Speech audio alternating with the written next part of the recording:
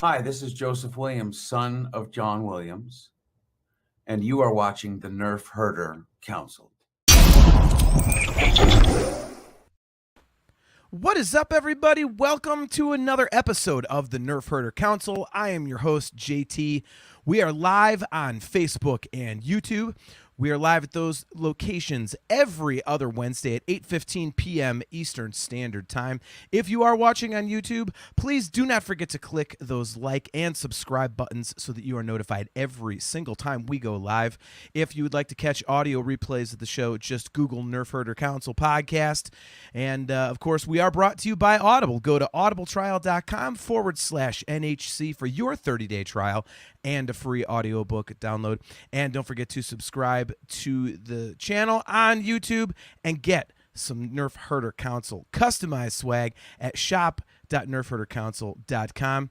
Let's bring AJ onto the show. What is up, man? How's it going? Hey, man, good to see you. It's been a while.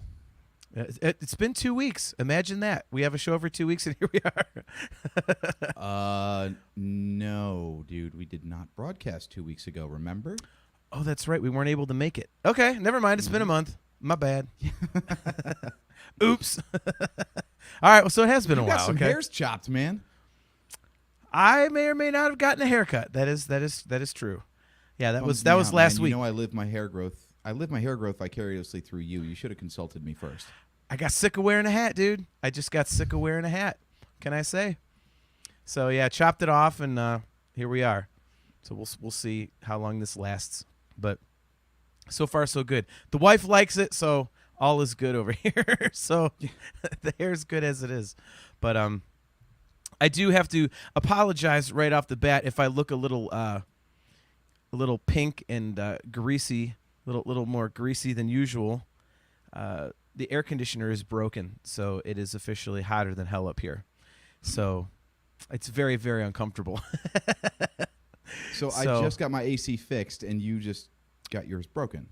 Yeah. And it's one of those portable ones. So if I want to replace it, I'm just flat out like $500-600. Oh, that sucks, man. I think since we're buying a house next year, and there's only a month and a half left of 80-90 degree days like this, I think I'm just gonna bite the bullet and suck it up and not do it, because this time next year I will be in a house with air conditioning. So no sense in buying another unit. So. Fair enough. Yep. So speaking of things that are hot, let's do some hot takes tonight, although I doubt any of these takes will be hot. We're going to debate a couple of movies that I would say are not very highly rated in terms of popularity among Marvel fans, that being the Hulk movies released in 2003 and in 2008. So I have very strong feelings on one of these movies, not so strong on the other. And, I got this idea. I was online and saw people trying to debate it and going, well, that's kind of an interesting thing to talk about, because everybody loves, the Mark Ruffalo Hulk. Mm-hmm. And I think these two, the Eric Bana Hulk and the Edward Norton Hulk, pretty much take a lot of shit. So, yes. How long had it been since you had watched either of these movies before we decided to do this? I don't think I've ever actually sat through the 2003 one before we came up with this topic.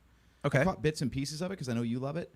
And even the Ed Norton one from 2008, I might have seen it like once, maybe twice, a long time ago.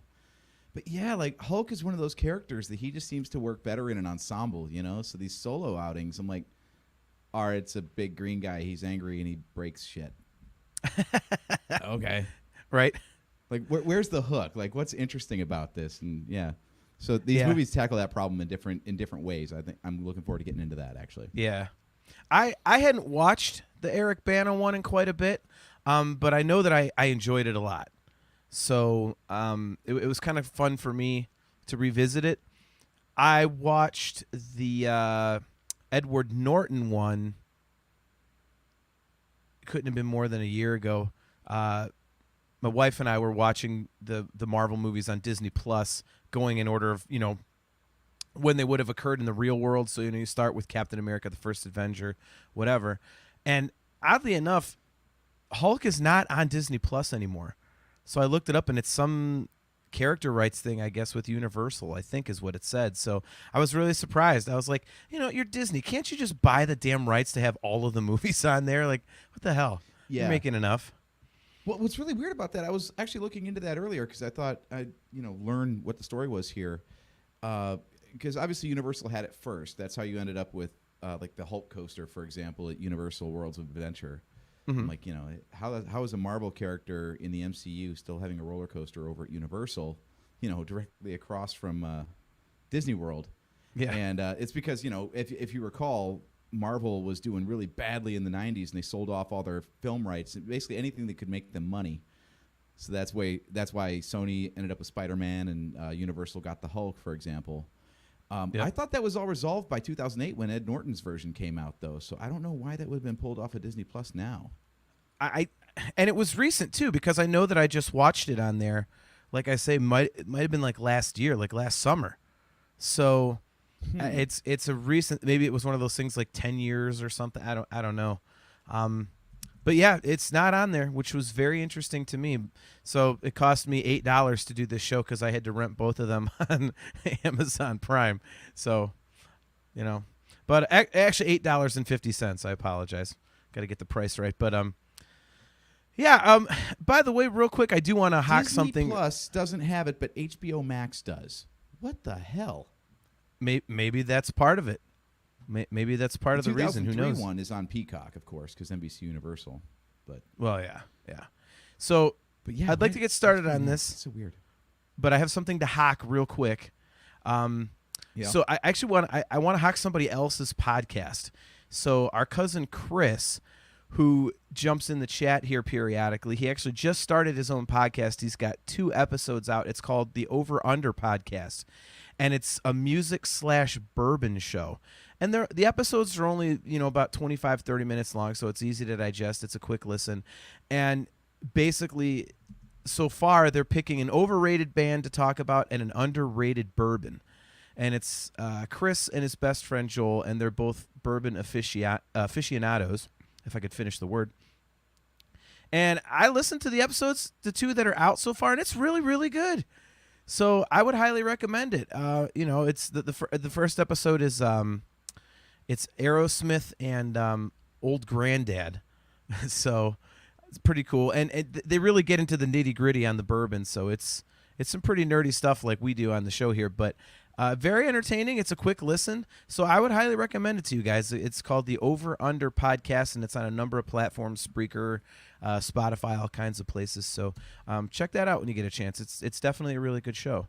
So I just blasted out the link to Google Podcasts for anybody looking in the chat or the comments.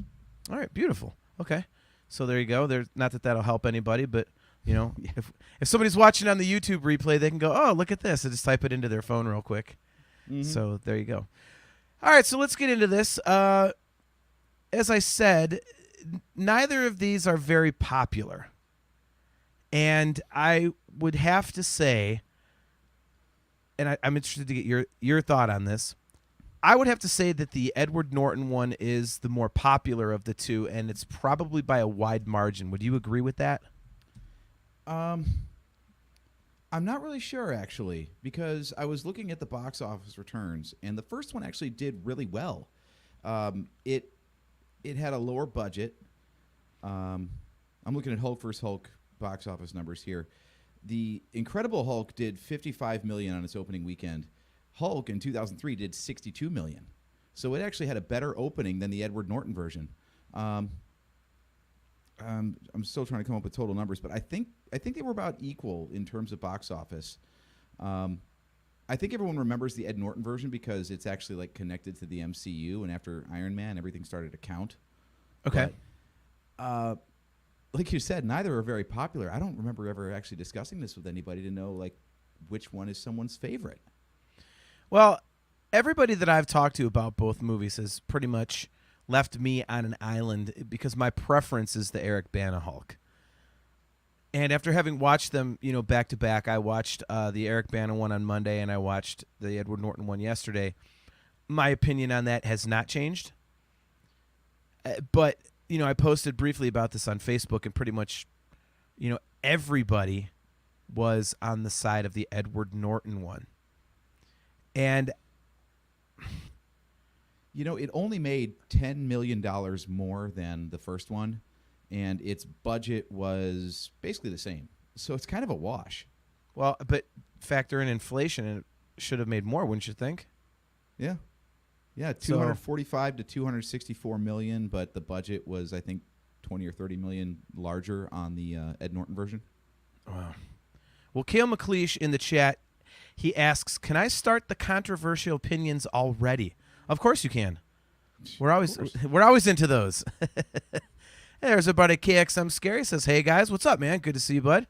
Thanks for tuning in. Appreciate it." Kale forgot to actually provide a controversial opinion, though.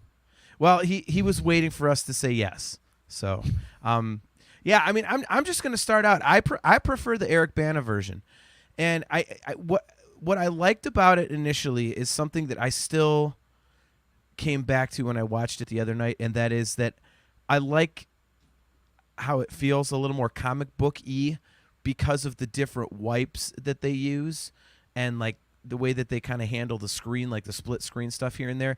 I just thought that was cool, and I've always liked that aspect of it.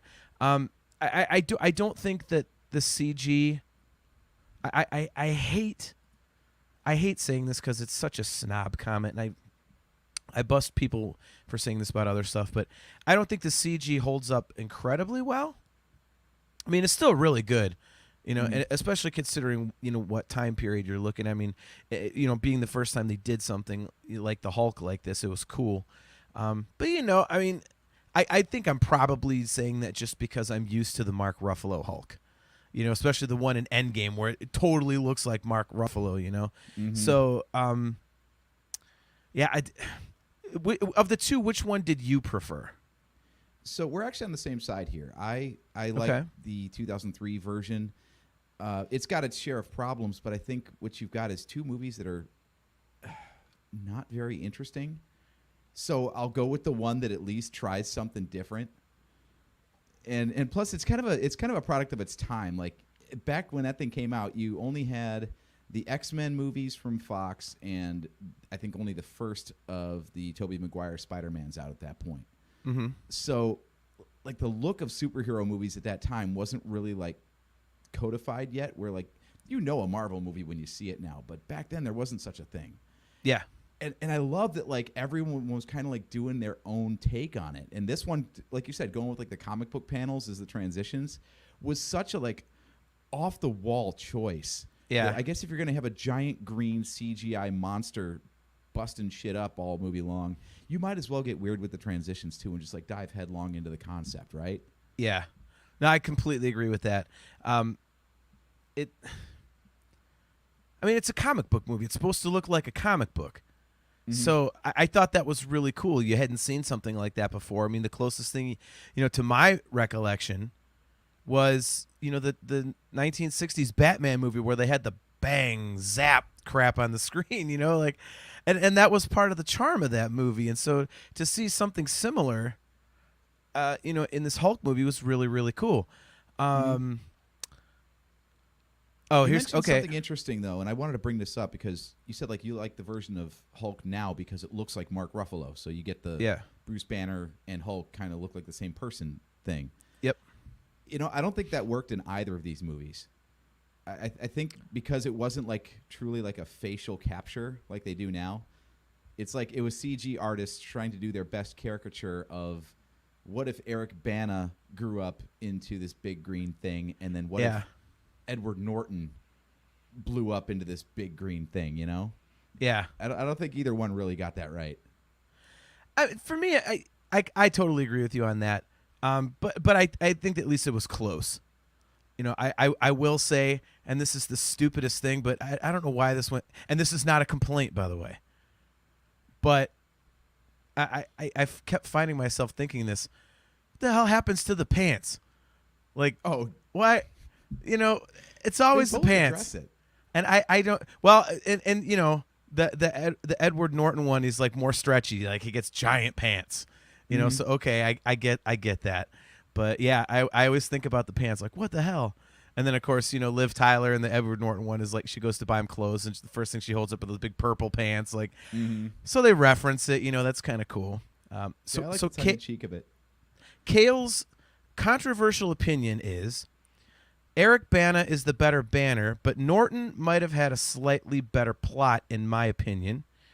Joseph Wren, our good buddy, says the answer is 2003. And he then asks, Norton was also the unofficial start of the MCU, right? No, that was Iron Man was the first one. Yeah, Iron came Man out was 4 or 5 months before this. Okay. Yeah. Both 2008, though. Yeah. Me Mars back. Good to see you. She says purple yoga pants. That would be the answer. That's probably probably what the Mark Ruffalo Hulk was wearing. They upgraded the CG and got the outfit correct.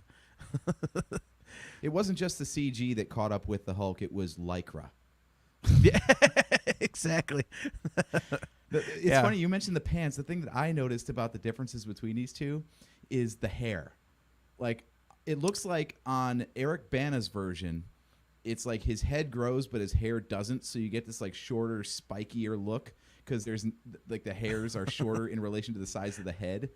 And then on Edward Norton's version, it's just the opposite, where he's got this like shorter, messy hairdo, and then when he becomes the Hulk, it like grows into like double length or something. It's this like droopy, messy thing. Like you can see it in our wallpaper image here on the show. It just cracks me up how they went in like opposite directions with that. I'm like, so let me get this straight. Like, does the head grow like around the follicles and like absorb half of Eric Bana's hair? Is that how that works?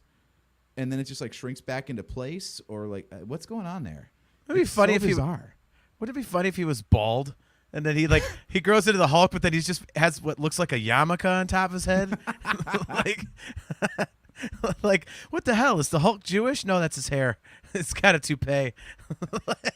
Well, you know how like in the comics, how sometimes he's just got hair on the top and like not on the sides at all. It'd be like a bald fade is now. Yeah. I'm like.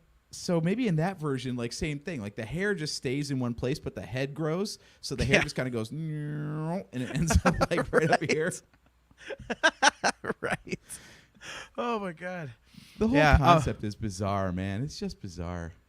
Well, I think that's what, like, I don't know, like, Kale brings up a good point about, the better plot with Edward Norton, and I don't know that I agree with that.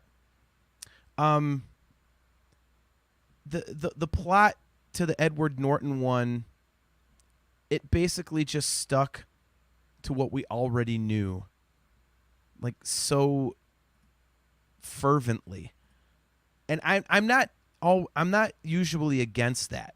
I don't like when people change stuff, but I think maybe it's because we'd already seen many versions of the Hulk and a crappy movie and the TV show and stuff to where we know what happened.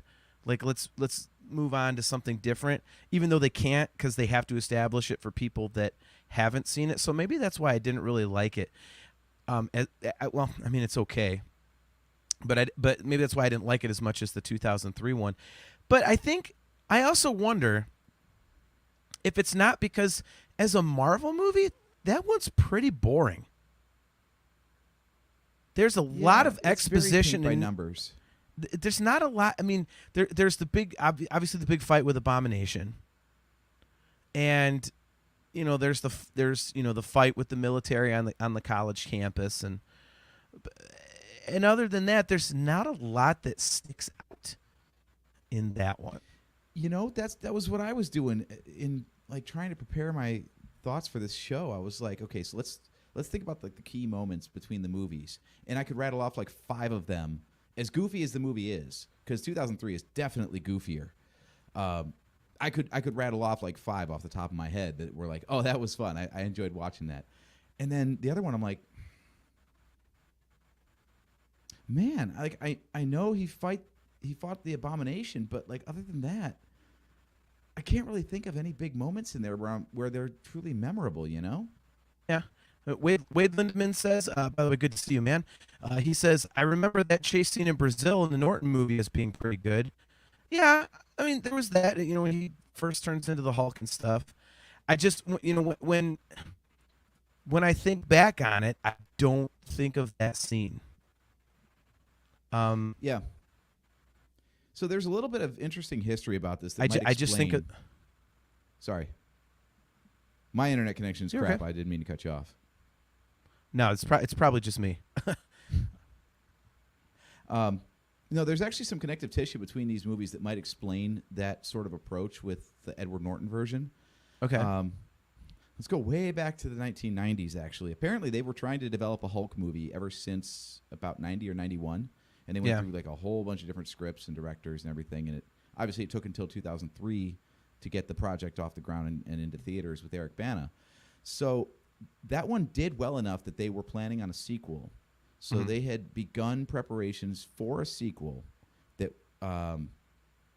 ended up becoming the 2008 movie. It's just like through all the rewrites and stuff, and the way Iron Man had been a hit, they were working on Iron Man and they wanted to like have more connective tissue just in case this whole connected universe thing might work out. They wanted to make sure that they had some groundwork there. Okay. So the reason you don't get the origin story in 2008 is, one, they were kind of aware that they had just done a movie like this 5 years ago, but also it was originally going to be a sequel. So they were like, it was originally assumed that everyone had already seen the first one, knew the origin story, and this was now moving on from that. Obviously, that didn't happen. They chose to make it a reboot instead, but they kept a lot of the elements, and that's where the lack of an origin story comes from. Man, if I wonder how much they did change, because if that was going to be a sequel, like, we've already seen all this crap. Like, what the hell is that? I mean, Abomination's cool, I suppose. So that would have been. Yeah, that's the one thing I keep seeing when I look up stuff online, and what people are saying is the first movie lacked a really good villain. Like, they didn't like the Nick Nolte Absorbing Man, I think he's called, or something. Something like that, yeah. Yeah, like they thought that there was no good real villain in that one. So the second one tends to win out because people think that Tim Roth and Abomination were awesome. Yeah. I would, okay. See, I'll give them that in terms of like the actual superhero villain. But in terms of like Emil Blonsky in 2008 against Nick Nolte, like, you know, Banner's dad in man, I love Nick Nolte. I just thought it was so cool. Just, dude, one of my favorite moments is when they're chained to the chairs at the end, and Banner's like screaming, and he just goes, yeah, like to make fun of him. I was like, that is awesome. I had totally forgotten about that till I watched it the other night. I was like, oh, I forgot how much I love that. Like, that scene was so ridiculous, but I love it. Yeah, it's one of those ones you could tell, like when the actors got the script, they were like, oh yes, I can act now. It's just two guys strapped into chairs, going bonkers, you know? Yep. Yeah, I just love Nick Nolte's character better, I think. But I mean, it is cooler to have Abomination because it's more, you know, it's a little more direct. I could see that. And Absorbing Man, like, I still am never quite sure, like, how the hell they killed him. Because if that's like a gamma bomb, then why didn't it F up Bruce Banner? I'm like, wait a minute, what's the explanation here? Why do I keep missing this? I mean, I'm an idiot, so it's probably something a lot easier than I'm making it out to be. But there was a lot in that whole thing that was kind of vague. That's why, like, I had to refresh my memory today, and I just watched it 10 days ago. I was like, what the hell happened? Like, a lot of this doesn't make sense. In fact, the origin story alone, I was like, wait a minute. So Bruce Banner's dad was experimenting on himself, and then like passed that on through genetics to all right, you may have to. Why don't you drop out and check your internet, because you're clipping a lot. So why don't you jump out and jump back in, and I'll hold down the fort till you fix that there. Yeah, I mean, that scene was a little wonky. You know, how they killed Banner's father in the 2003 version. That part, I have to admit, I did not like. But I think it also basically, I don't know, like the ending of the 2008 version, I don't think that one was very good either. like Abomination's just destroying it, and then all of a sudden, like, he's done. And it's okay. What the hell just happened? And why did Betty Ross like tell him stop? Don't kill that bigger, much more evil Hulk guy. Let him live. Like, what the hell was that? So, I mean, I think the ending for both movies could have used some work. All right, you are back. Let's hope I'm back. Yes. No, you're fine. Joseph Wren said we both sound good. No drops on Steam. I was getting a whole bunch of breakup from you, so, Yeah, and that was me from you earlier. So I guess it's just on our ends. Oh, well. Yeah, we suck. Yay. So, but yeah, while you were gone, I was saying that, the ending of 2008 wasn't great either because you've got Abomination just destroying everything. And then all of a sudden, Hulk, first of all, he does the clap thing. Like, look, I clap so hard I make wind. I'm like, well, okay. And that's the thing from the comics. Yeah, I figured. So I can't really complain about that. But, Abomination's kicking ass, and then all of a sudden Hulk chokes him. And it's like, okay, I could see Hulk getting the upper hand. But then Betty Ross like, no, stop. Like, what do you mean stop? This dude's going to destroy the whole fucking city. And you're like, oh, now you want to have compassion for this thing? So I thought that was really stupid. So They wrecked Kale's so much shit, and then all of a sudden she's like, "No, you couldn't possibly." Like, what other outcome do you think was going to happen here? Yeah. He's going to tap out. Kale McLeish is with us. He says, agreed. That was dumb. Mm-hmm. Yeah, I don't. I mean, kill the bad hero guy. Problem, though. It's the hero problem. It's the Batman problem. You can't kill anybody, or else you're not the good guy. So even this guy who's not trying to be your hero, he's just solely based on anger. It's like, no, you couldn't possibly kill anybody because then you won't be the hero. Like, no, I think you're allowed to kill him. Yeah, I just extrapolated out. It's like, what, they're going to finally they can't make a Hulk-proof container, but they're going to figure it out all of a sudden for an Abomination-proof container. Right, exactly. I mean, and who knows? Maybe they're setting up a sequel. I mean, that's what they do with those movies. But I didn't like that. It was. And this is coming from somebody who suspends disbelief in these movies, and I always say you got to suspend disbelief. Like, that's what these movies are for. Mm-hmm. And yet I'm still like, oh, that was stupid. Like, should have killed the bad guy. But it just didn't make sense. It was this monster, and then all of a sudden it's done. And then Betty Ross wants him to have, compassion. Like, huh? The hell is that? Yeah, I think the stakes were a lot better in the first one.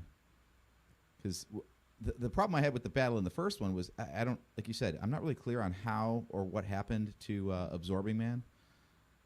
I think he was killed. Not really sure. Yeah, But so yeah, as Hulk's fighting this guy that can become anything, I'm like, the guy's literally a lake right now. How do you destroy a puddle? Like, are you just gonna like put a giant flashlight on it until it evaporates? I mean. Well, then he realizes he's dying, and then he just becomes like the basin. So now he's like a big chunk of mud. Right. And then if that doesn't work, like, oh, destroy that guy.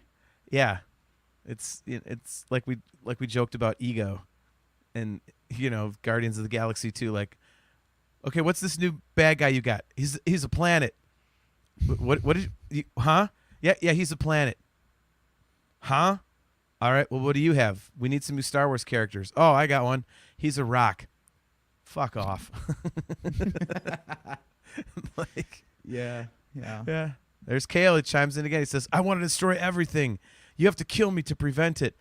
But you can't kill him. Oh, so let him get back up and kill everything? Okay, buddy, whatever you say. Right. That's what it is, man. So I think one of the other reasons that I prefer the 2003 version is the relationship between Betty Ross and Bruce Banner. I And you're think, sure this isn't just your undying love for Jennifer Connelly coming back, right? dude. Okay, look, she was beautiful in that Hulk movie. I told Steph, I was like, I think that's like my favorite, like, female character in a movie. Just like she's just beautiful. It's like, so yeah, maybe that's a little bit of it. I mean, Liv Tyler's very, very pretty too. Don't get me wrong, Just something about Jennifer Connelly in that 2003 Hulk movie. I'm like, wow, look at her, man. Jeez. So not being sexist. I don't mean it to come across that way. It's, she's just very, very beautiful in that movie. So very natural looking, which is cool. But yeah, I think they really played up the romance factor a lot more in the 2003 version. And I don't think that that's necessary in movies like this. So I'm not going there by any means. But I think for me, because it was a more pronounced element to it, I think it added to the story. It added that little bit of tension. Whereas, the Edward Norton one, nothing really happened with him. Like, you could tell it was there, but nothing really happened, I suppose. So it just didn't pull me in as much. So I don't know if you... I wonder if that's another... Sorry, didn't mean to cut you off there. I wonder if that's another side effect of the 2008 script being reworked and repurposed from 2003. Because I agree with you. I feel like Betty Ross in the MCU version I didn't really get into that relationship very much. I didn't think Liv Tyler and Ed Norton really had that chemistry. Or at least they didn't build that chemistry. And I think maybe it's because the original version, this was their second movie together, not their origin story. Because, I had the same problem where I'm like, Liv Tyler's not doing a bad job. There's just not a whole lot for her to do. It's a very paint-by-numbers kind of role where, oh, okay, I'm in love with you? All right.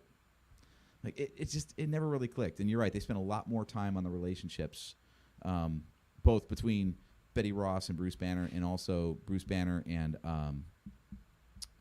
what's his dad's name? Something Banner, obviously, but... Oh, yeah. They might have even called him David Banner in that. I don't know. Was it something like that, David Bryan? Let's call him Chuck. Yeah, sure. Chuck Banner. He was Chuck Banner. But yeah, I feel like they did a lot better job of building up the relationships in the Eric Bana version than the Ed Norton version. Yeah. I think that's kind of what was cooler for me. Because I don't need those sorts of things in a superhero movie to make it cool. I mean, it adds a lot to it, which is awesome. But I mean, if it's not there, it's not.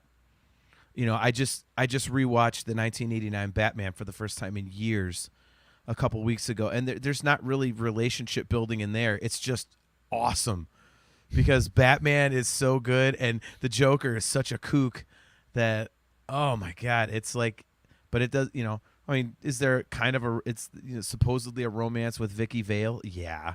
But I mean, what really happens? Not a lot. You don't really get sucked into that. You're just there for Keaton and Nicholson, man. So I don't have to have that sort of relationship building for the movie to be great for me, but I think it really helped in the 2003 Hulk. So, and it just wasn't there in 2008. So you're tying into another point that I wanted to bring up, and I want to get your take on this. Okay. Now, the one thing the movies do very differently is explain the Hulk effect, right? Like in the Eric Bana version, it's just I get angry and I turn into the Hulk. In Ed Norton's version, you notice they did a very deliberate thing in saying if his heart rate gets too high, it gets triggered, and that's why he can't have sex with Betty, for example, because it's too exciting. Yeah. Which approach did you like better?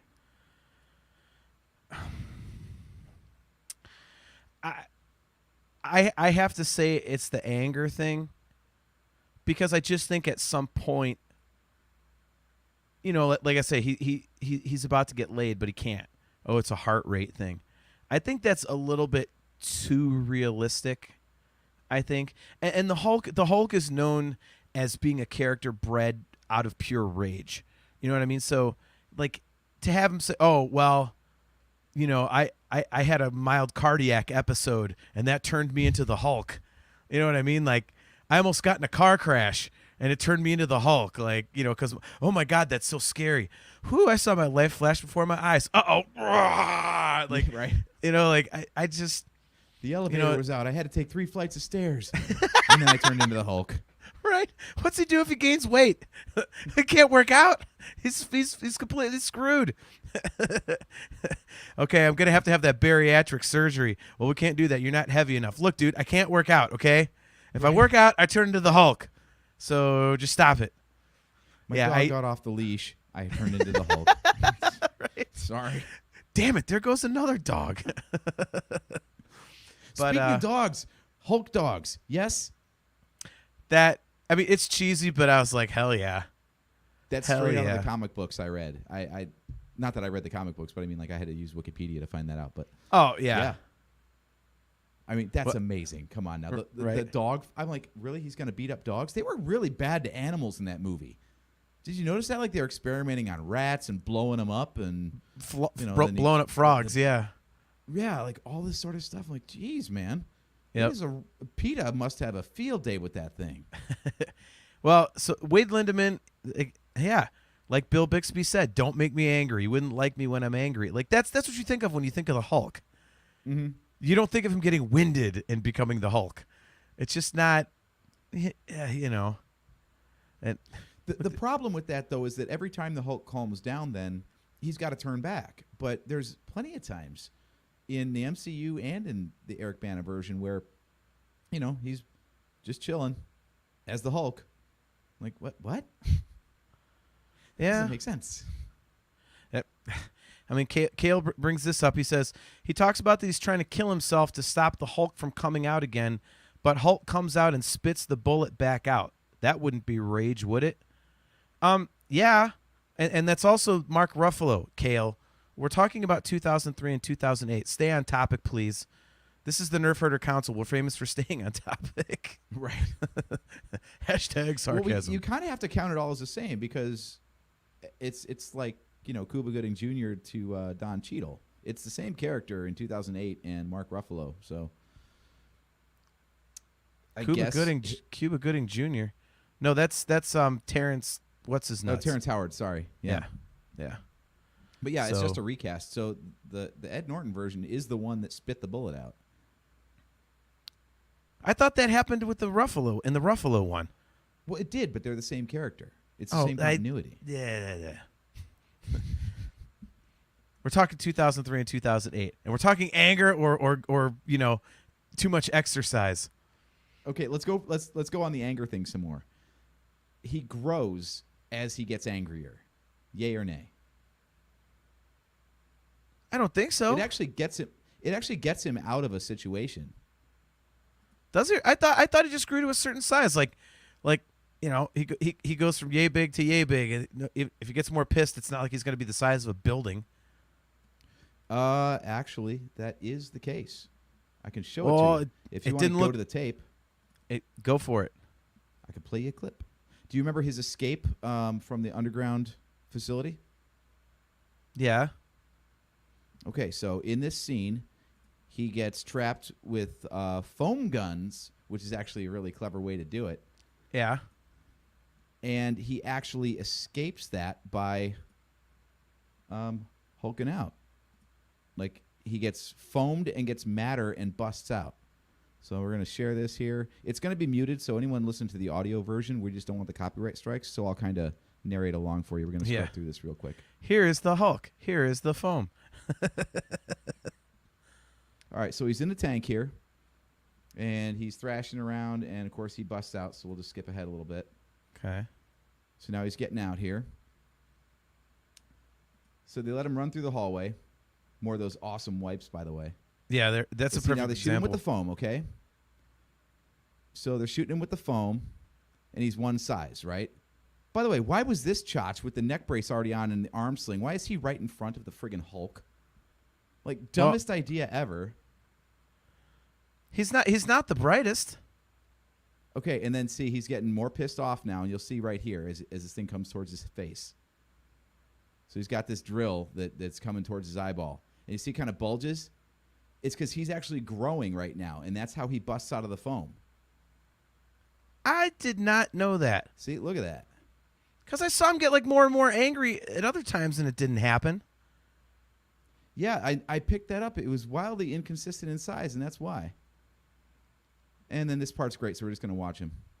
Yeah. This is the most like early aughts death. Like, what the hell was that? But that's fantastic. That's what you want. That's what you want in a freaking comic book movie, dude. Like, that's exactly what you want. You know? Yeah, that was amazing. But yeah, so goofy.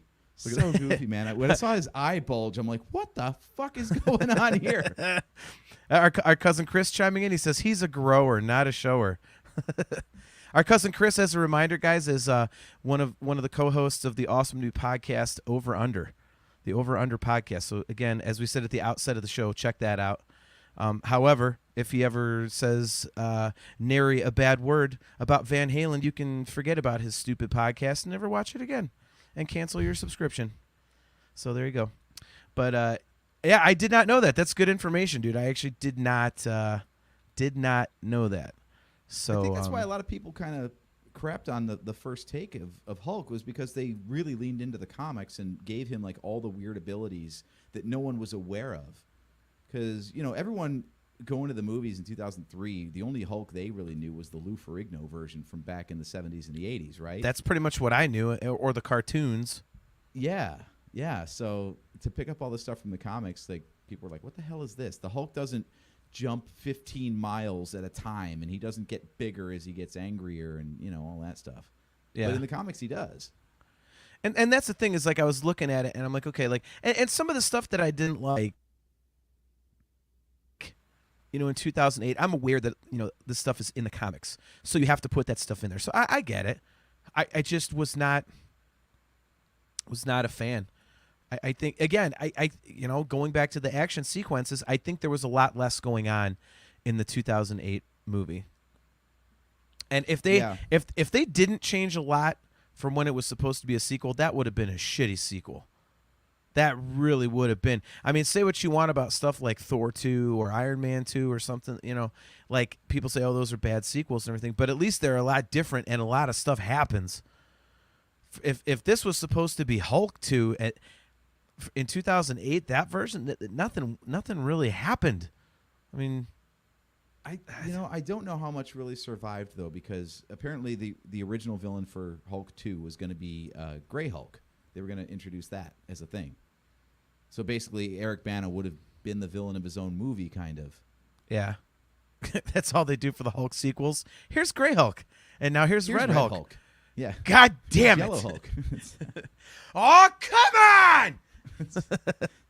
How many fucking colors do we have anyway? What is this? Then you get all the morons of the world that don't understand, like the MCU at all, like claiming that they're woke and they're just trying to make it LGBTQ, and they're gonna have a Hulk for every color, every stripe in the rainbow flag. Right? You know, it's like, no, dipshit, these actually all exist. Don't be an asshole. Yeah, I think the action sequences have a lot to do with it for me. I think, and I think just, you know, visually there was a lot more going on in the Eric Bana Hulk. You know, it was more vibrant, and as we said, you know, they had the cool comic booky looking stuff, and I kind of dug that. I thought that was cool. So I think it was cooler to look at. I thought there was more going on. I prefer the Betty Ross Bruce Banner relationship a lot more in 2003. You know, I think it was just a little bit more. It was a more personal type of a movie. You know, and the other thing that I kind of noticed that I kind of liked was that, you know, I get it that like General Ross is a dick in the comics and everything, but at least in the Eric Bana version, like he was. They had that fatherly aspect to him. You know, yeah, so he didn't have like a personal vendetta against Bruce. Yeah, and he was out to get Bruce more than anything. Like the Hulk, you know, you got to stop him, but he just didn't like Bruce. He's like, stay the fuck away from my daughter. Yeah, dude. Well, and you're trying to kill a guy just because he's dating your daughter. Come on now. And then he was an a-hole to his daughter. He wasn't like a dad at all to her in 2008, basically. You know, I mean, he even says, like, if you weren't my daughter, you'd be locked up too. Ugh. Like, okay, right, dickhead. Like, it just wasn't. Very different take on that. Yeah. So I guess you know, the overarching thing for me, one of the big reasons I prefer 2003 is because it's, as I just said, more personal. There's just better, you know, relationships between the characters. I think there's more there. There's more emotional stakes. Whereas I kind of feel like in the 2008 one, it's just like, okay, how do I not turn into the Hulk? Mm-hmm. It was just more of a, okay, well, don't go destroying stuff. But it's like, that's what we want to that's what we want to see. So our cousin says the Hulk in the original comics was gray, something to do with cheaper to print than the color green. That's correct. I've read that as well. Kale says, wait, it just occurred to me. General dude that forces the Sokovia Accords. Isn't that General Ross? That would be Yes. correct. And then he becomes, was it Secretary of Defense, I think? Something like that. He becomes Secretary Ross anyway. Here he goes. So Our resident troll is back. Our Uncle Tom. Which one of you is the Uber dork? Is the second place winner the Vice Uber dork? Hey, you need to go ripping on your own son now because he's got his own nerdy podcast. So leave us alone. Go bang on him for a bit. well, his son has the good sense to not go live, so his father can't mess with him. Well, he'll hear about it at family functions, I'm sure.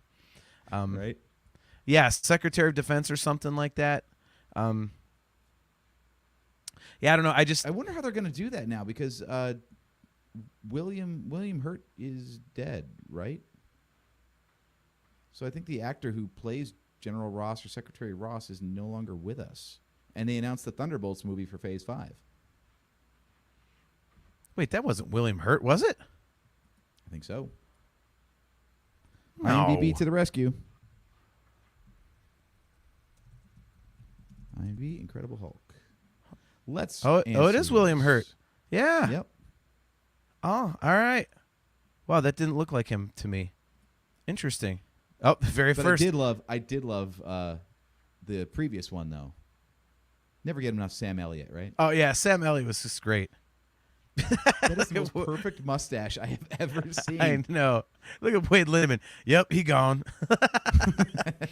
Well, time to get Sam Elliott back. Right? That would be a great in-joke recast, wouldn't it? It would be like WandaVision. Yeah, it's like an Easter egg. So, all right. So you prefer the Banner one as well? Am I correct in saying that? I think okay. So Yeah, I brought examples if you want to look at some more footage. sure. So, like you were saying, the fights were more memorable. I'm going to start by playing the Incredible Hulk University battle. Okay. So this is the first time he hulks out and he goes against the army, right? So this is one of the big action pieces of the 2008 film. Wouldn't you agree?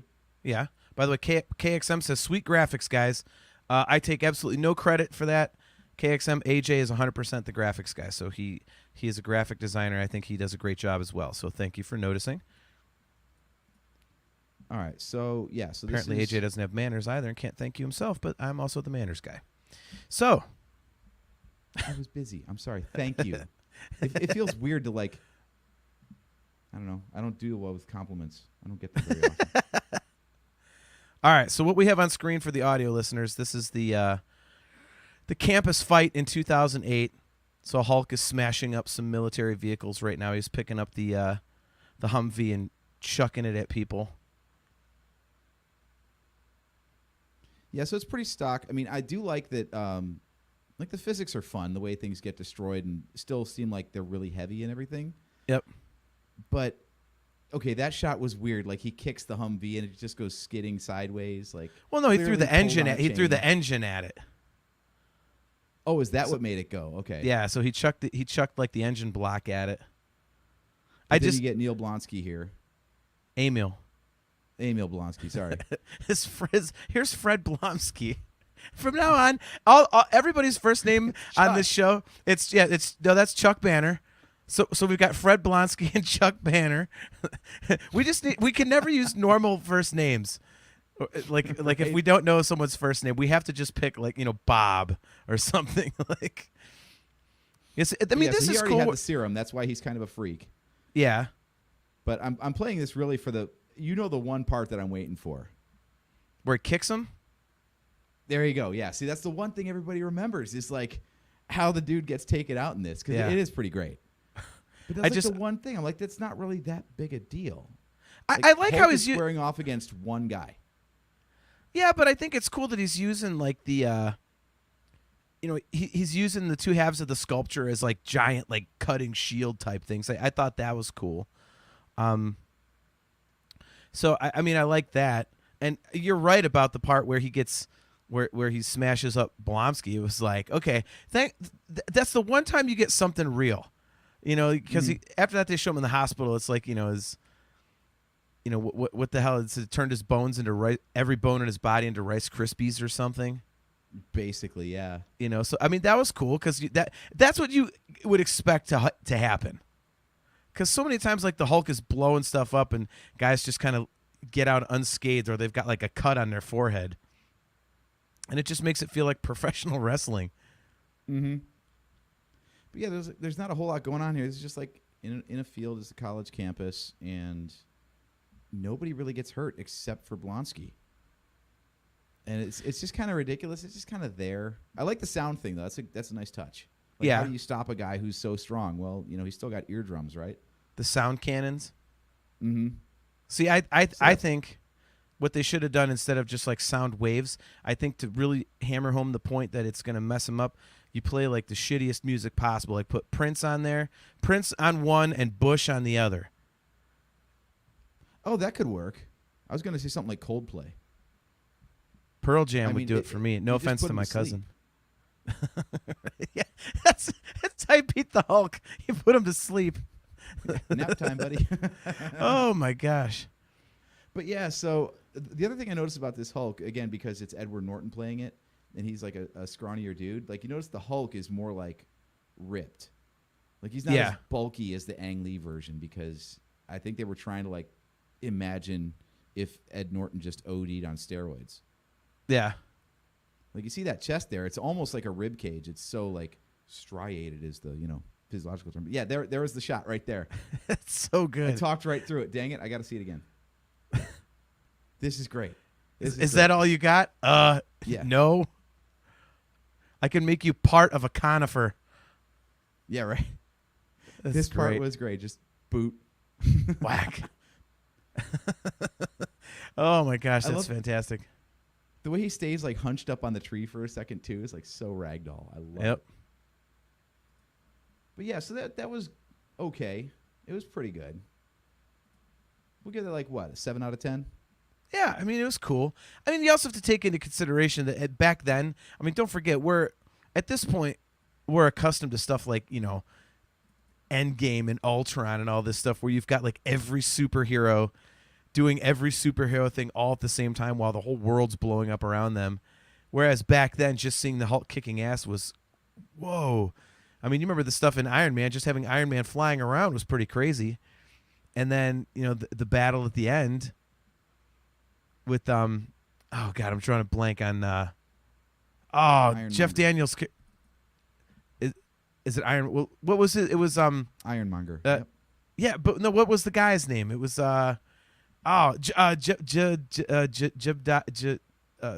Jebediah something.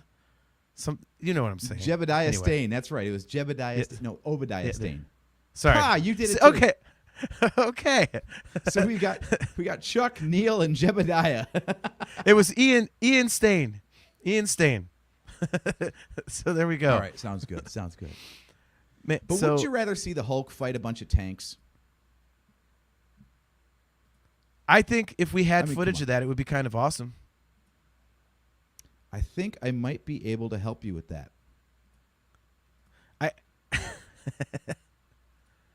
All right, so we've got the Hulk versus tanks. Okay. Hulk versus tanks. Now we're going to scrub through this again because it's like a 4-minute sequence. But so he's out in the desert here. Also weird because he got there by hopping. Remember that? Like he just jumps. This is right after he escapes the bunker, by the way. So yeah, he just jumps out into the desert from the bunker. But there's so much cool stuff in here. Like, all right, so you got the tanks on the horizon. They're coming.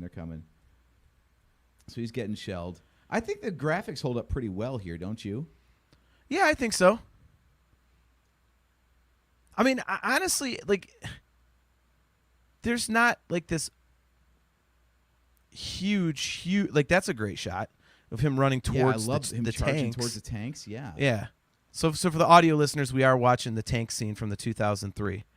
So he just flips the damn thing, and now he's spinning the whole tank around by the turret itself and just flings it off into like the next dune that's like half a mile away. By the way, AJ, you might want to look at the comment on the screen. YouTube is offline for policy violations. That's really annoying. Well, it's probably because we're playing the actual movie. Well, that's funny because I'm playing a clip from YouTube and it's not a problem. So what the hell? Well, I guess we keep going. Oh well. So, yeah. So, he I just do like dumps that where he's people like, out of the turret, I do like that. uses the turret as a shield. Then as the other tank shoots him, like it's so creative. I just love, like, he had so much more to do in his fight scenes in this one, and I think that's what everyone goes to a Hulk movie for, is, you know, for more interesting fights. And then he swings the turret like a baseball bat into the other tank. Like, come on, man, this is great stuff. Yeah. All right. And then he just caps it off here at the end by bending the turret of the existing tank just right back at the tank driver, who's popping his head out of the thing. I was So, wondering all right, how does that guy get out of there? So good point. He's like, there he I'm goes. Like stuck in he here literally, now. he What the literally hell? covers the whole hole. It's like, what the hell is that? So Oh, so good, so all good. right. But So let's see if we can get back on YouTube now that we're not streaming that anymore. Well, there we go. All right, Kale, let us know if we're back on here. Yeah, you know, now that you showed that, I think the graphics do hold up pretty well. I think obviously it looks a little more realistic, you know, in 2008, which is cool. I mean, that's what you want. But there's something about I'm into the campiness of certain things. And I think having it look a little cartoony in 2003 like really appeals to me. But I mean, it's really not. I was kind of thinking that between 2003 and 2008, you'd get this, you know, because it's a 5-year gap, you would have this huge jump in the quality of, you know, of the CG, and I don't think you really got that. Mm-mm. So No, I don't think so either. I think a lot You of know. it was just fine. all right, Kale So we wants have a choice now, by the way. We can either cap off this episode without YouTube being a part of it, or I can clear off the YouTube stream and restart it, which means we're going to have a weird partial video situation going on. I say just keep going. What the hell?